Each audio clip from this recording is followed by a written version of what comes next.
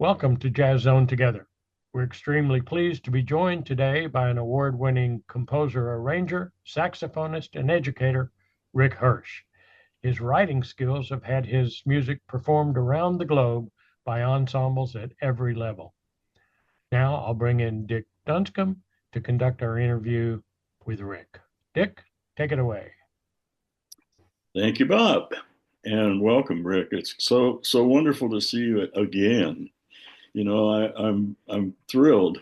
I've known your name for, I guess, forever, and we had the great pleasure of meeting and talking with each other at the recent Midwest Clinic. Mhm. It was really fun. I really dig you, man. Thank you, Dick. And if you've known my name forever, then I've known yours. Well, what's more than forever? I don't know. You're an icon in jazz education. I remember, in the jazz ed journals, the old jazz ed journals from Uh, I was a high school student in the 80s. Yeah. So this is a treat. Indeed. Okay, let's get underway. Um, at the beginning of the interview, we kind of like to take you back to the beginning. So, can you give us a picture of your growing up and what led you to your focus and career in music? Hmm. Sure. So I'll do my best not to ramble. Um, We like Rambo. okay. Um,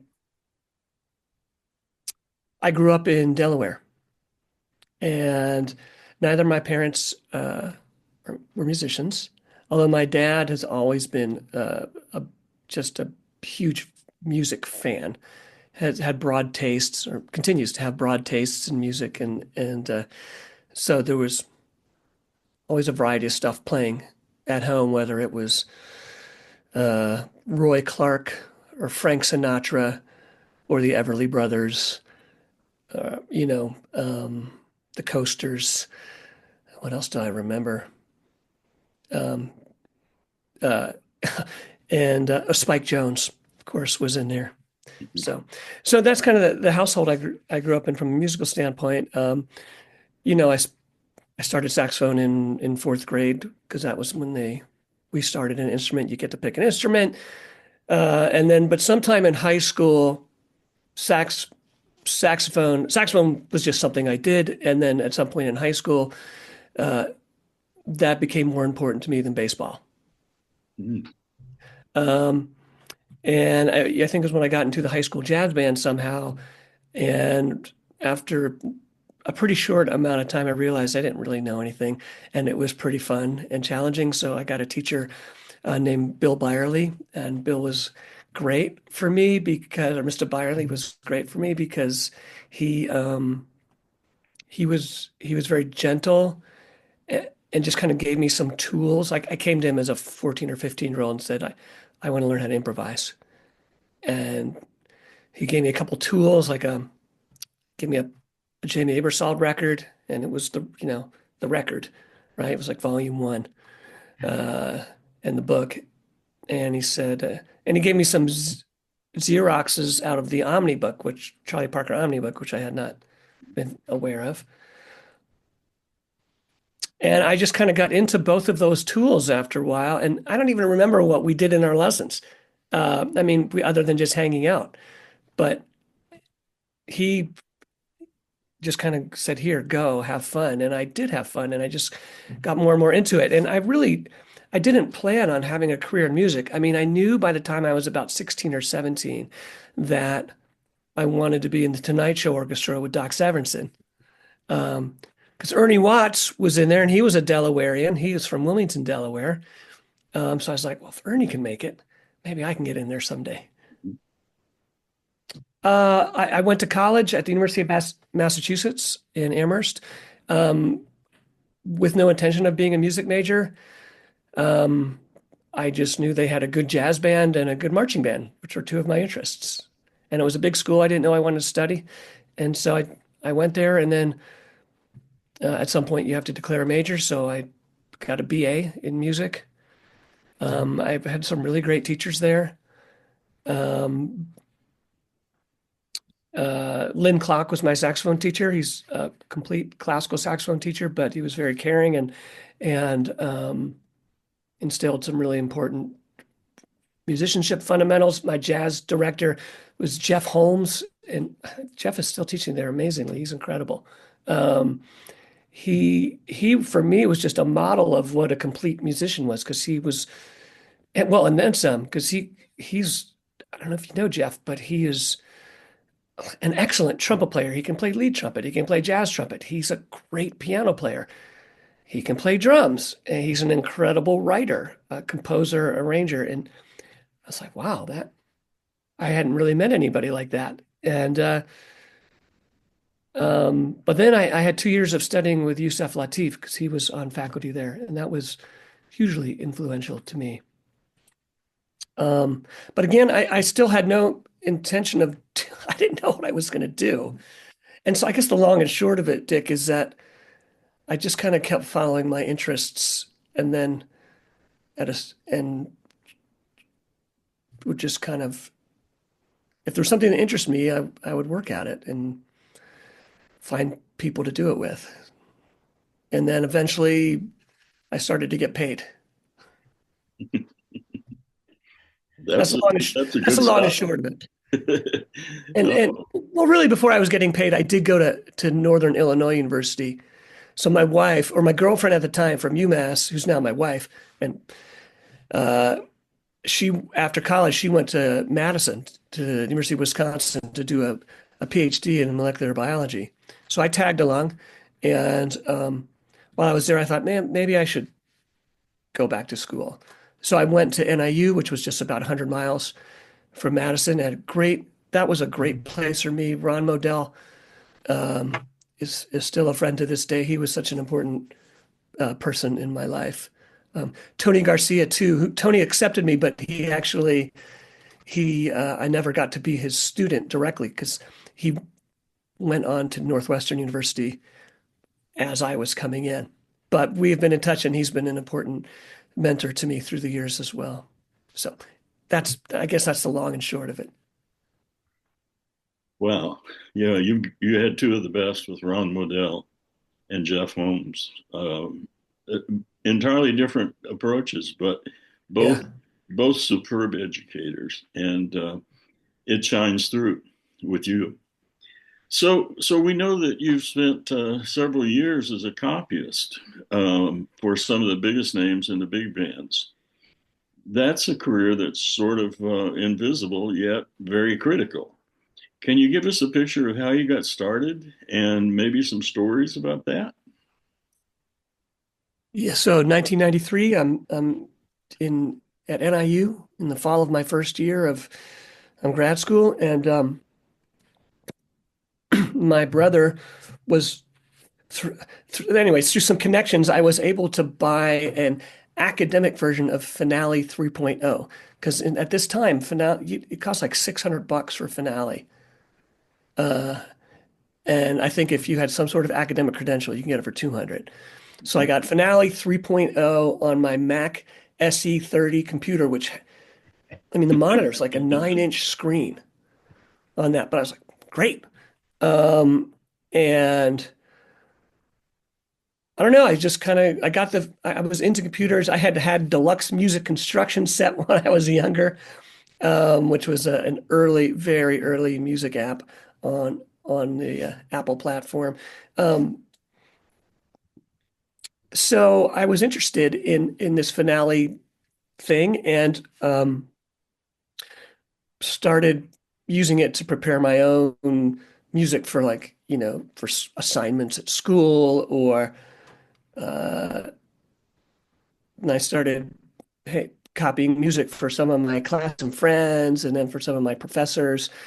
And I developed an interest in trying to figure out how to make the music that I would notate on Finale make it look like hand copied music because when growing up playing jazz ensemble charts, whether or not they were educational stuff from the Hal Leonard Library or professional editions, they were always hand copied. Mhm. I think I remember like maybe one or two arrangements that were engraved, that were not hand copy. And for me, there was a disconnect. I couldn't at that time, and it's different now, but at that point in time, 30 something years ago, it seemed wrong to read a big band chart that looked like it was engraved. I just couldn't. So I don't know. I kind of was interested. I went to the music library at NIU and I found a copy of this book. This is not NIU's copy. This is my own copy, but it's called The Art of Music Copying by Clinton Romer. This became my Bible, so to speak. I have several other books, but this is by far the one that resonates the most with me. And Clinton Romer, man, is not a household name because he was a copyist. But if you look at, let me show you some examples in here. Like you look at the handwriting in there and it's like, oh, I've seen that before. And you look at, let's see, a sample of his, let me just see a sample of his part. You look at that and think, this is one of the hands I see, and it looks like the West Coast charts because he was out in Southern California. So if you play, when you're playing these old Kenton, Bill Holman, that's his hand on there. And anyways, I found that book really interesting. If I have arranging or composing students, I make them read it, or encourage them to use it as a reference. I don't know. Anyways, again, I started doing this for teachers and friends, and then Ron Modell, who, as you know, Dick, has the biggest Rolodex of anybody. He could just call anybody up, and he was their friend. He'd call up Quincy Jones, he'd call up Dizzy, and he I think my first paying gig to copy music, he was of course friends with Louis Bellson, and so he had me copy a Louis Bellson score. So I had Louis's handwritten score, and then I put it on the computer, prepared the parts out. I did stuff ended up doing some things for the Jazz Ed Journal when Tony Garcia was the editor. Then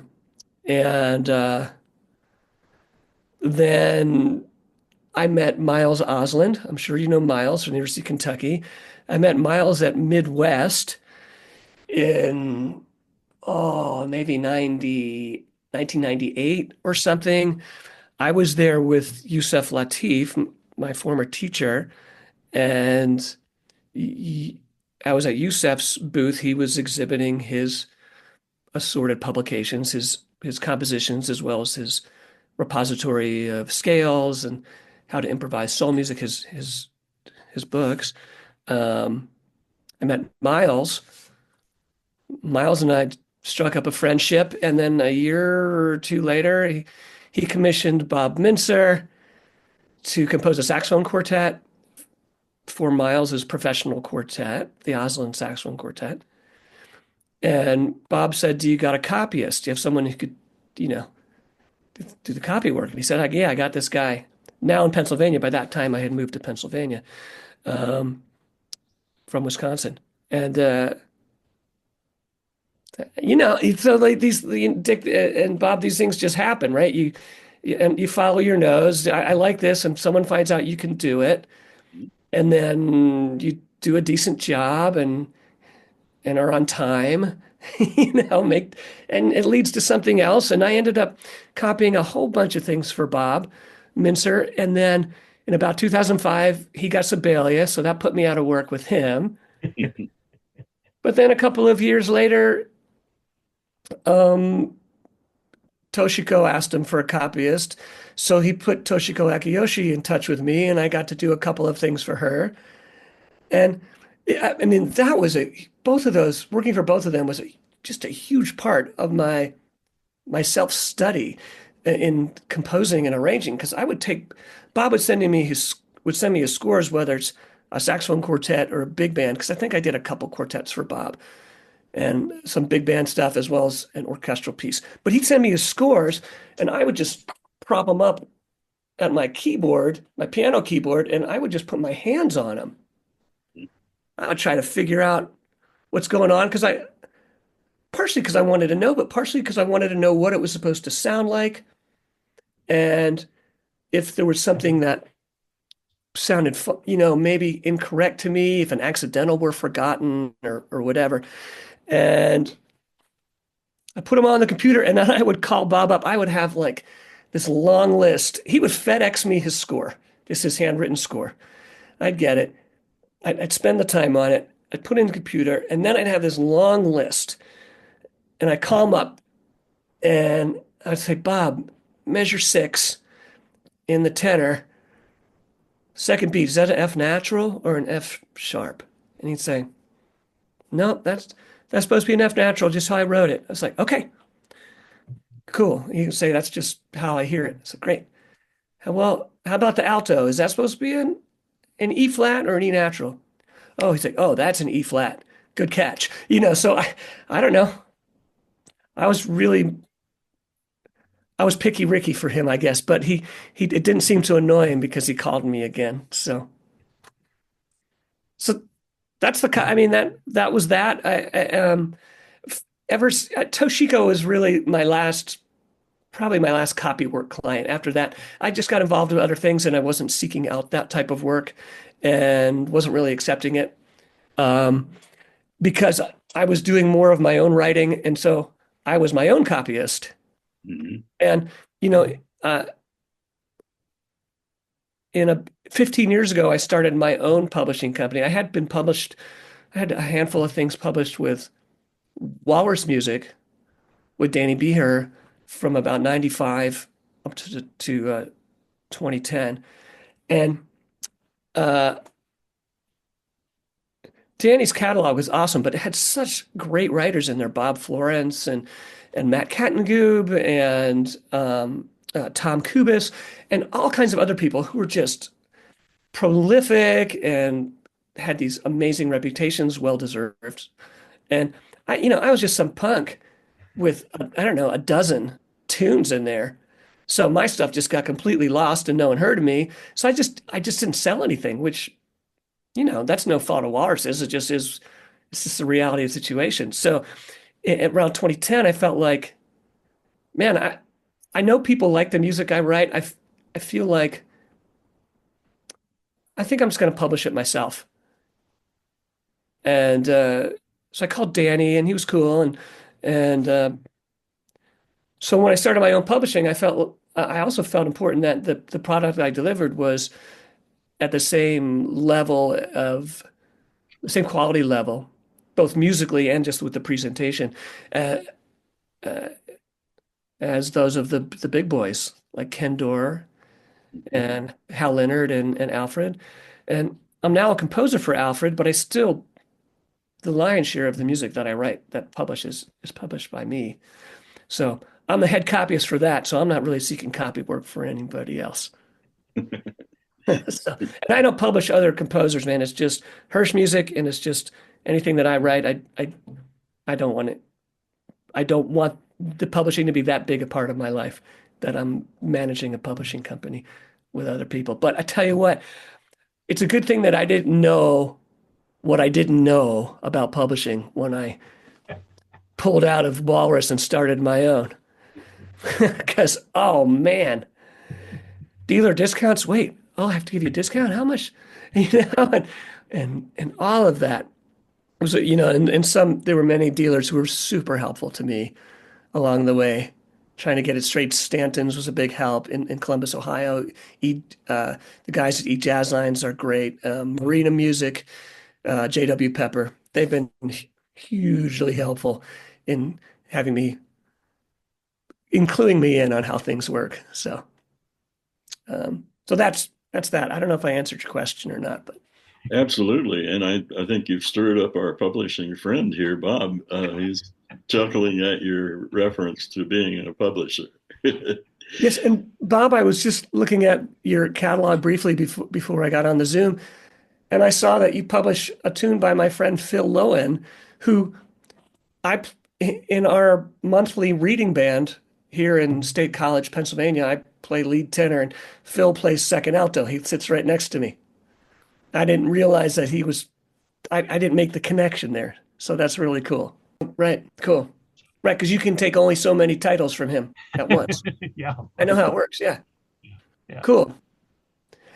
So So let me just interject one thing here. please. We are so enamored with your publishing, and also that led you really, along with your arranging skills and copying skills, to become a prolific composer. And I had the pleasure of hearing one of your more recent things when Miles University of Kentucky band did it at Midwest, and it was absolutely spectacular. Rick, talk a little bit about maybe that piece and what kind of composing elements have you to share? So yeah, the piece you're referring to is called Cityscapes. And that was a piece that Miles had commissioned from me, Miles Osland, as a saxophone quartet 20 years ago. Mm-hmm. And that was really my first big commission I received for original music. It was not an arrangement, and there were no parameters from Miles other than make it, multiple movements, make it about 10, 12 minutes long.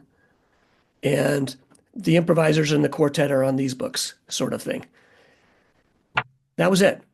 And a couple years after that, he released an album called Commission Impossible.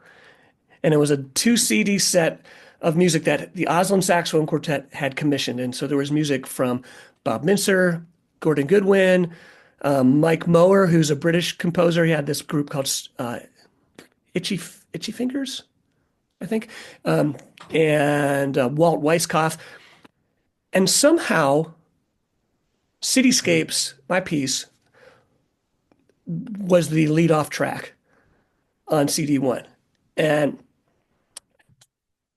who knows how that happened. And ever since then, that piece has just, this, Bob, every now and then one resonates with people, and it's like a gift that keeps on giving. Yeah. And that one has just had staying power, which is really, really special. And so then last summer of 24, Miles called me up and we were BSing, and he said, "Hey, look, I'm bringing the band to Midwest again. And I had this dream last night that you had adapted Cityscapes for the big band. So when can you have it to me?"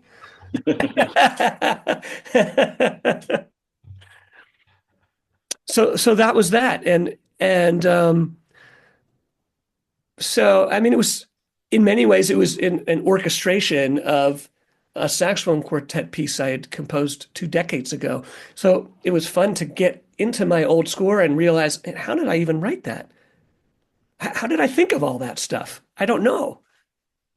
It's because it's not, I don't think of it as a systematic process.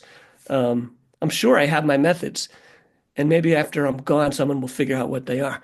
But I doubt that will even happen. But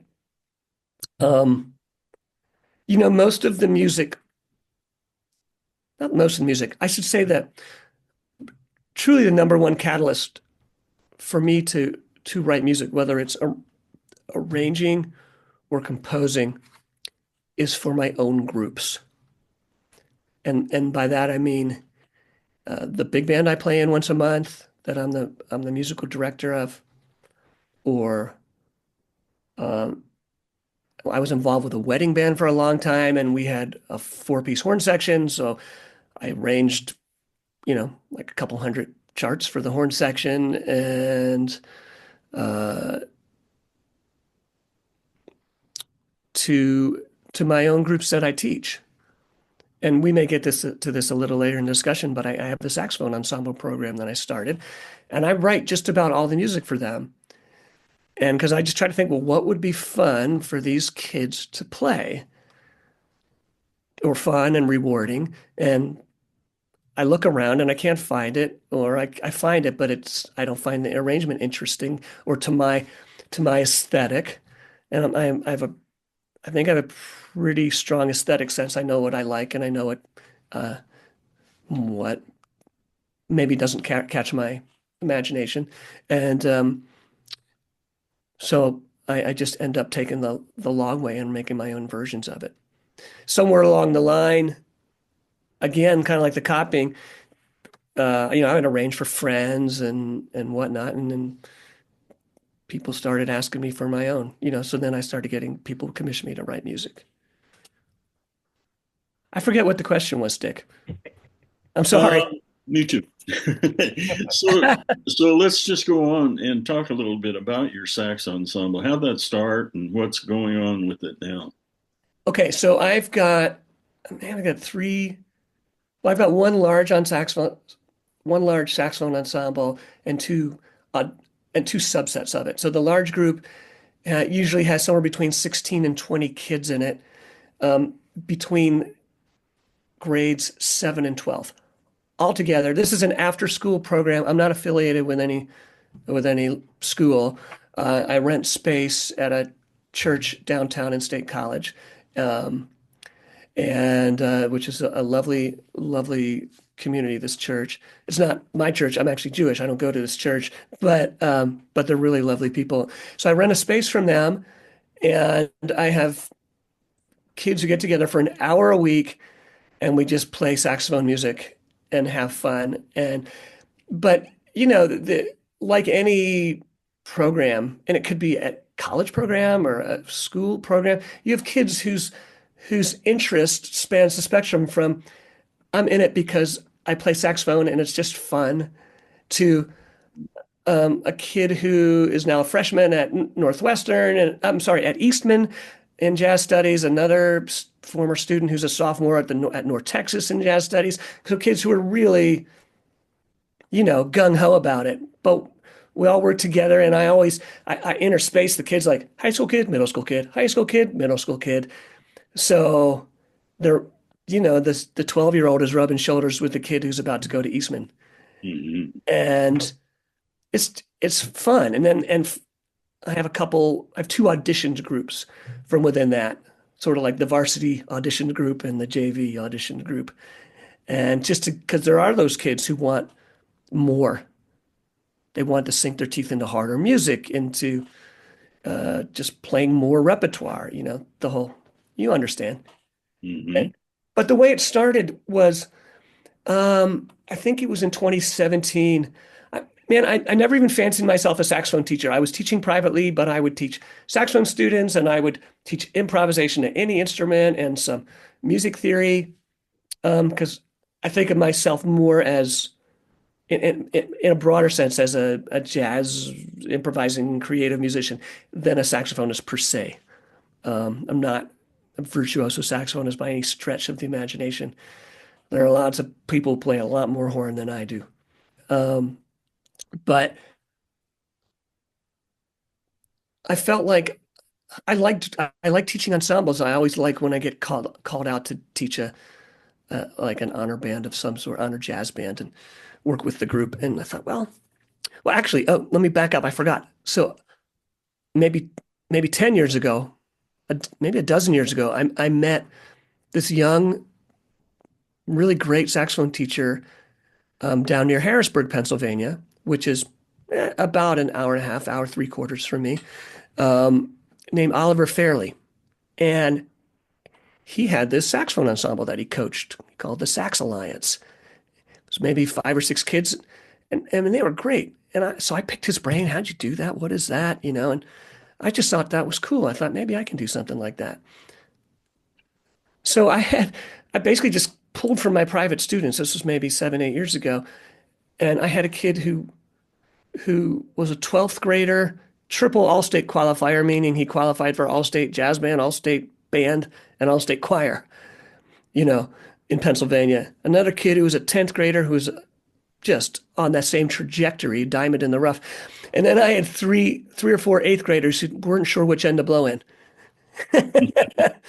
And at the time. And so I don't know what that was like, maybe 5 or 6 kids. And I just told the 12th grader who's now in med school. He went to Lawrence Conservatory in Appleton, Wisconsin, did the double degree in jazz studies and pre-med, and now he's in med school and still playing. But I said, hey, I need you to be the big brother of these guys. And he was the perfect person for it. So that's where we started. And by the time those 8th graders who didn't know which end to blow in were 12th graders, yeah, we had 15, 16 kids. And the way that happened was I had the small group of 5, 6, 7 kids for a couple of years, and I really wanted to increase the program. I was just having a hard time, even though I'm a known quantity. I've been around here for a long time in Pennsylvania. I don't know.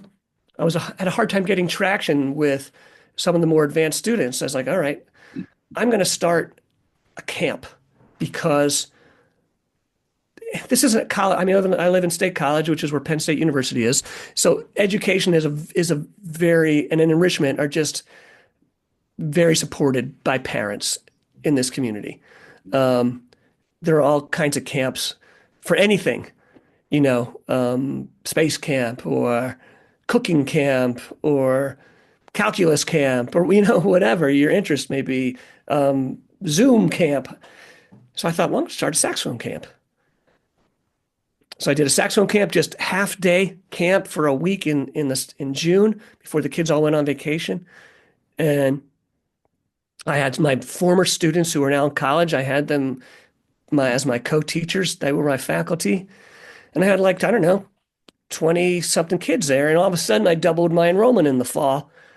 And so now we do the camp every summer. It's so fun.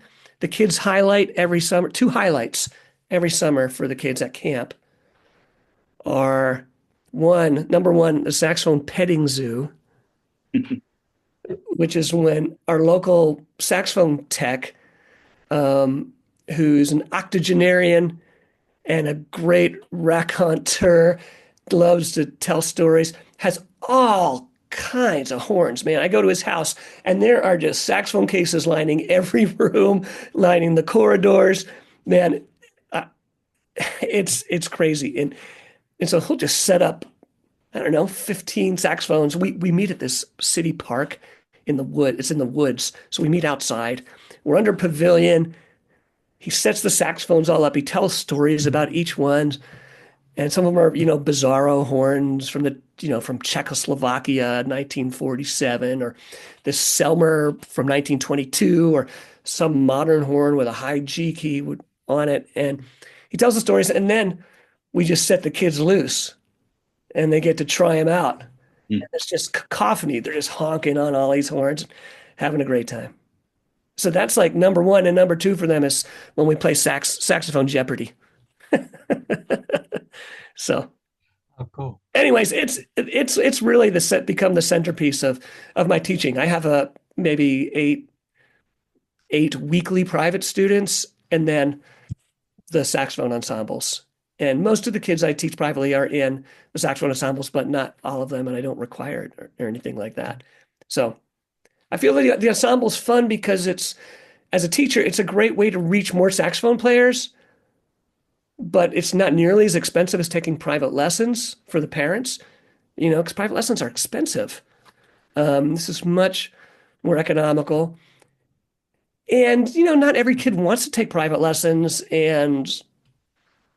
but so this is really a nice way to engage more kids in music. So it's really fun. I'm so glad that I saw Oliver in Harrisburg and saw that you could do this, and it's probably my favorite thing that I do every week. That's so cool. And just touched on the concept of doing the all-state ensembles throughout the country. I know you're one of the most in-demand people for doing that. Is there a different way that you touch that kind of a student on such a short time period? Yeah, that's a good question. Sometimes you don't know, of course, this as a longtime teacher. Sometimes you don't know how you may or may not, how you may impact someone until years later, and somehow you cross paths with them, right? And then maybe they, in one way or another, they let you know they remember something about their time with you. Mm-hmm. And but sometimes it is more immediate. Like about a week and a half ago, I was doing a district jazz, a PMEA district jazz ensemble, and out here, district is like a 1/12 of Pennsylvania. There are 12 districts in the state, and it was actually the district down there. It was Phil Lowen's district.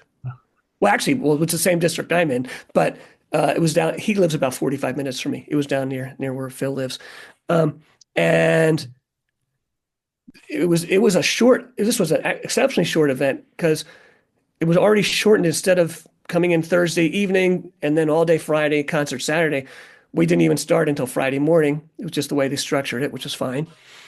You know how it is also. You will teach what you're going to teach in the amount of time they give you.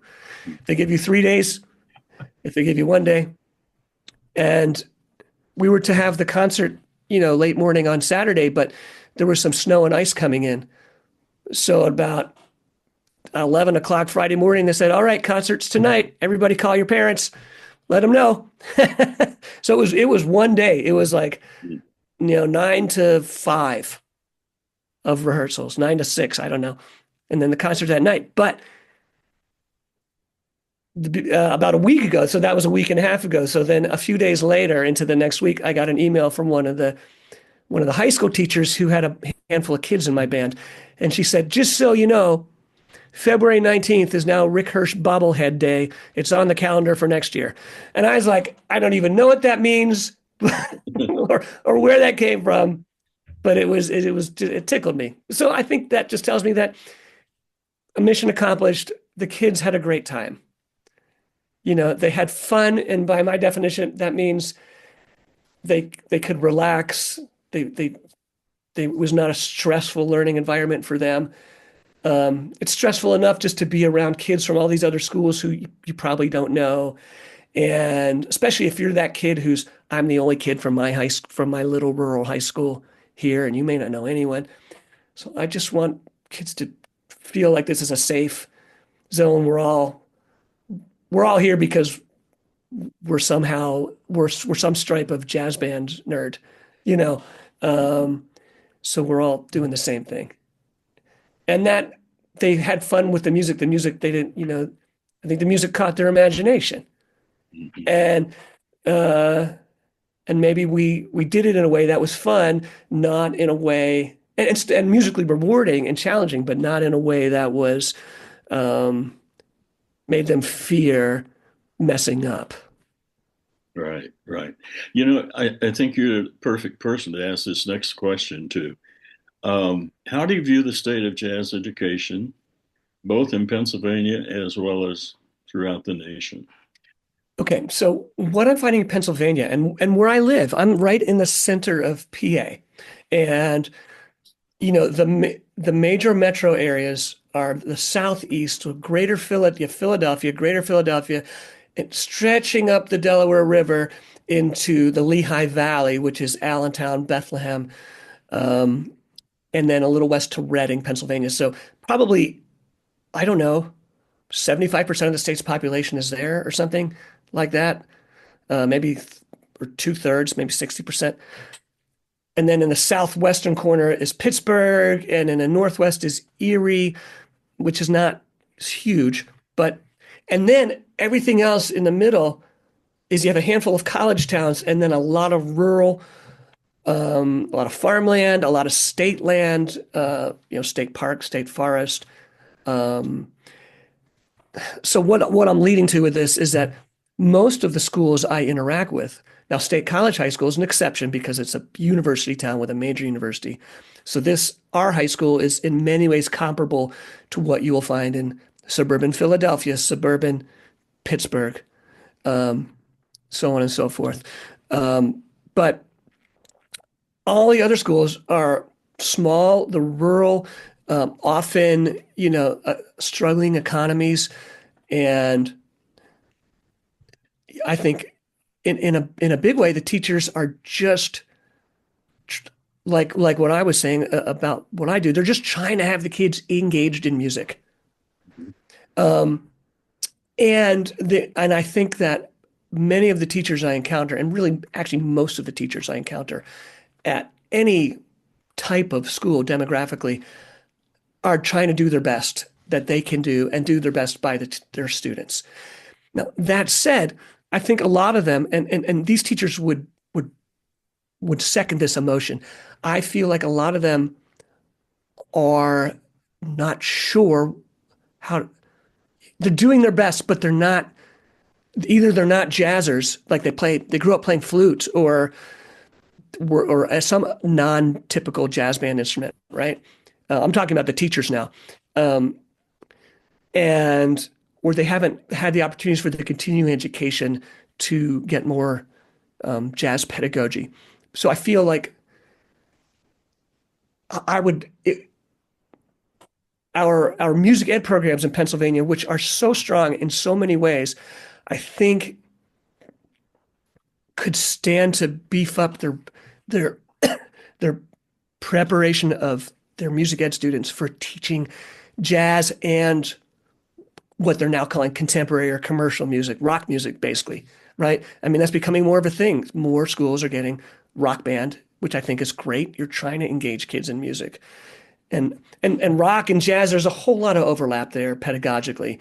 And so things are changing. I'm friendly with many of the music ed professors at Penn State. I know what they're doing, and they know what's going on. So there's a lot of good things happening there, but I think teacher preparation is a big part of it. Um, that said, their students I encounter in Pennsylvania are wonderful, and they really span the talent. The talent is not the right thing to say. This enthusiasm, commitment, and growth level. I mean, and the kids. There were some kids from teeny high schools that I worked with a week and a half ago who were into it. They didn't have a lot of background. They weren't doing much listening yet, but they ate up what I had to give them, and they were asking great questions. And I could tell that at least some of them were going to take it home, and that next time I see them at one of these, that they're going to be a different musician. So there's no reflection on the kids, no reflection on the teachers. It's it's just sort of a thing that is everywhere, right? Under resourced schools are doing their best. This has been a fantastic interview, Rick, and I know that I speak on behalf of our listeners in saying that we're all glad to get to know you better, but we need to know even more. So we hope that you'll come back someday and we'll engage with you at some point down the road. So, in closing, share with us what's on the horizon for you. All right. Well, I'll tell you that the biggest stuff that's on horizon is my oldest daughter's getting married later this school year. That's our first wedding. We have three daughters. She lives in Philly. Our middle daughter's in DC, and she's doing great. And our youngest daughter is a college student on exchange in Bologna right now. And Rebecca and I are in a couple weeks from today are going over to visit her because that's what we're going to do. And it's also to mark our 30th wedding anniversary. So I would say all that is really the number one stuff for me.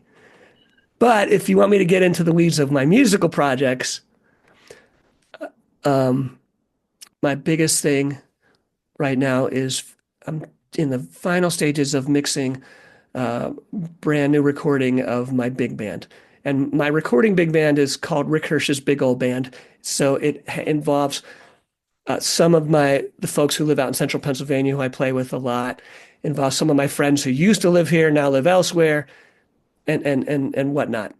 But so we only get together to record every now and then. So anyways, I'm in the final throes of getting that ready. So maybe later this year I'll have something to show for that.